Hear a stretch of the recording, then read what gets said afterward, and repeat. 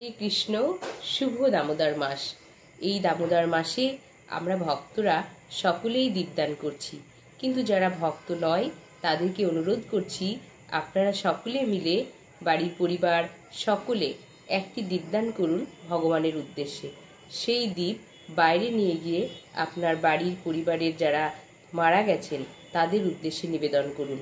তাহলে যারা মারা গেছেন তাদের পরমগতি লাভ হবে এবং আপনিও ভগবানের বিশেষ কৃপা লাভ করবেন।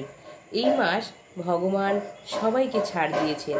কেউ যদি ভগবানকে একটি দীপ নিবেদন করেন, ভগবানের উদ্দেশ্যে একটু মালা বানান, ভগবানের জন্য যা কিছু করবেন তা আপনি শত শত অধিক ফল লাভ করবেন। তাই এই মাস অত্যন্ত অত্যন্ত ভগবানের প্রিয় মাস। তাই সকলকে বলছি, সকলে মিলে ভগবানের জন্য দীপদান করুন। হরে কৃষ্ণ।